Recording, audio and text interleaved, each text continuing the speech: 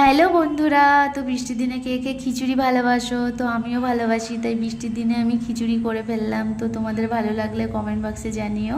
তো এখানে আমি নিয়েছি চাল, ডাল, হলুদ, লবণ, আদা নিয়ে এটা আমি ভালো করে মাখিয়ে নেব।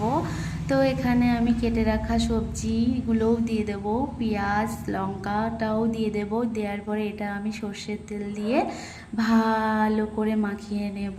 তো এইভাবে করে দেখো খিচুড়িটা, আর খুব তাড়াতাড়ি হয়। যারা খুব তাড়াতাড়ি করতে চাও তো এইভাবে করে দেখো, খুবই তাড়াতাড়ি হয়। তো এখানে আমি সব কিছু মাখিয়ে নিয়েছি ভালো করে। এখানে জিরে, লঙ্কা, তেজপাতা, দারচিনি, লবঙ্গ, এলাচ সব কিছুই নিয়েছি। এখানে তেল দিয়েছি, প্রেশার কুকার নিয়ে নিয়েছি আমি একটা।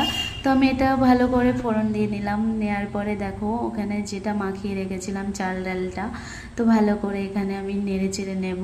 তো এটা ভালো করে ভাজবো। ভাজার পরে তো দেখো বন্ধুরা, ভাজার কালারটা যখন চলে আসবে তোমরাও বুঝতে পারবে যে ভাজার কালারটা কেমন। তো যখন ভাজার কালারটা চলে আসবে সবাই বুঝতে পারবে। তো এখানে আমি জলটা দিয়ে দিলাম ভাজাটা হয়ে গেছে বলে।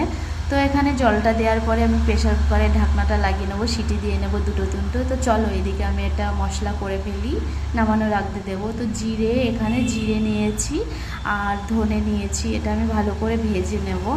ভাজার পরে দেখো ভাজা রেডি। তো ভেজে বেটে নিয়েছি আমি, গুঁড়ো কমপ্লিট। তো আমার খিচুড়িটাও এদিকে কমপ্লিট। তো আমি ভাজা মশলাটা এর মধ্যে দিয়ে দেব।